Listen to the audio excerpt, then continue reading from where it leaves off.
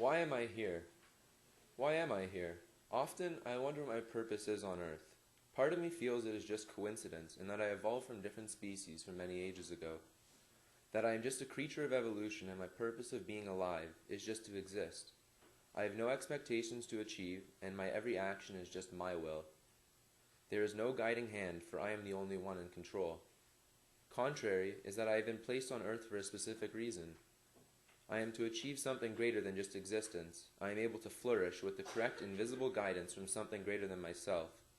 But that is so difficult to accept. How am I just a pawn in God's giant game of chess?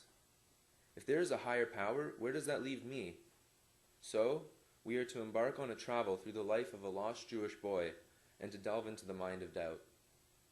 Rick Warren writes in his book, The Purpose-Driven Life, that the purpose of your life is far greater than your own personal fulfillment, your peace of mind, or even your happiness. It's far greater than your family, your career, or even your wildest dreams and ambitions.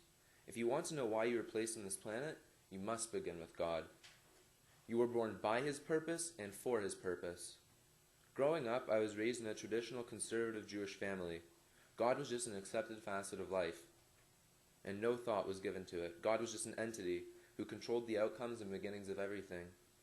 Slowly, I entertained the idea that I had more control than I had previously figured.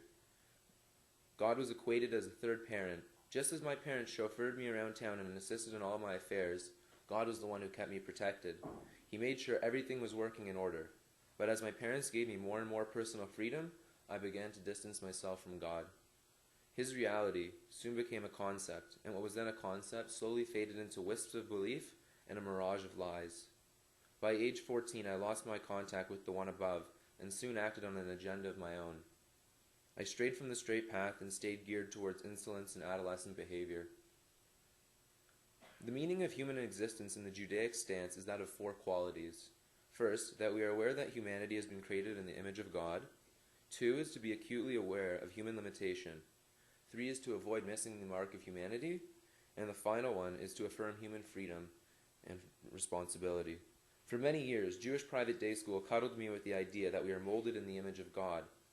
When I hatched out of my bubble and realized I had never physically seen God, I became confused about the image of God. When self-confidence became an issue, I questioned why God would create an insecure image of Himself. It was a very scary feeling having to consider I was potentially on my own, floundering in a hostile world like a fish removed from water. For me, number 2 is a very tough one and it still is to grasp. I have a hard time understanding that I have limitations and that I am not invincible as a teenager considers himself to be. I am fine with meeting the human norm, but the biggest one is number 4, affirming human freedom and responsibility. I do not achieve this goal with the thought of God in mind. I do this now in my own will, without consideration for the purpose of why I am even doing this.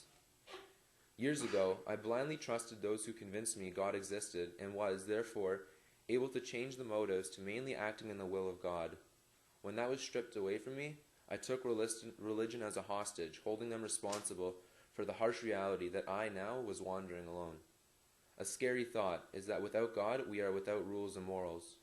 I never realized we are acting our own life out on preferences rather based on right or wrong. Rules are not created by us, is the argument, stating that someone greater than ourselves understood what it would take for many humans to function peacefully among each other. But what if we are here to serve a purpose? What if this is no coincidence and we all have a mission on this planet, with none more important than others, and all in the name of God?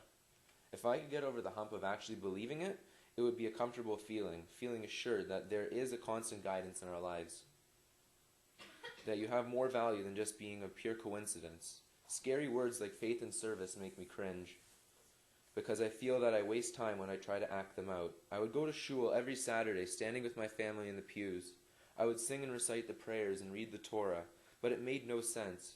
You're looking at a guy who was reading Torah portions every week and who was capable of leading a whole Shabbat service. It was just a facade. I became an increasingly closed-minded child who became generally bored with the synagogue atmosphere. Just as with God, I soon cast away my religious lifeline and I decided I was the one in charge. Recently, my interest in Him has been piqued, and I have had a fleeting relationship with Him at times. He is like a flickering light, one that works part of the time and is ignored by the rest. I get flashes of remorse because I figure that this has been a squandered opportunity which will cost me in the future. I recognize that I need to be more productive and not to ignore what is right in front of me. I have seen so many people convinced of a bond between themselves and God and scoffed at the perceived foolishness. Why can't I give it a shot and see what becomes of me and my ultimate Creator? Blaise Pascal wrote about religion. Belief is a wise wager. Granted that faith cannot be proved, what harm will come to you if you gamble on its truth and it proves false? If you gain all. If you lose nothing. Wager then, without hesitation, that He exists. I need to take the cotton out of my ears and place it in my mouth. Instead of ignoring everyone around me and having a retort for every attempt to help me see God around, I need to dummy down and just accept it. I can fight it my whole life against creation, existence, and the reality of God, but I will just end up harming myself.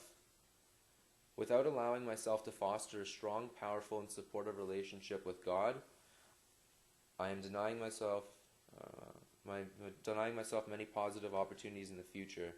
This will just confirm that I have squandered many an opportunity later on in my life as well as in the present. I equate this feeling to an experiment performed by Dr. Walter Miskell in 1972. He was testing out the concept of delayed gratification with marshmallows. He told his child experimentees that if there's one marshmallow on the table, if they wait the allotted time, they can get 2 marshmallows, but if they take it now, they can eat it. This reminds me of religion and God so much. Sure, I can act on my own will and seize the marshmallow now, but it will only be an instant gratification. If I put in the work and have faith, learn how to connect with Him, and be able to voice my prayers, requests, and love, in the future, I can have 2 marshmallows, and that will be the benefits I can't not potentially, but most definitely can reap. Now I need to break free from the grip of misbelief and begin to develop a solid and stoic relationship with God.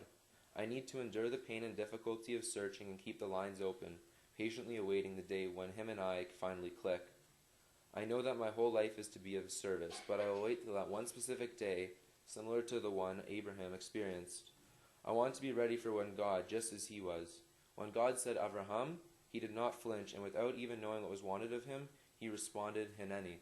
So the one day that God beckons me to His call, I will be ready to respond. Jacob, Heneini, I am here.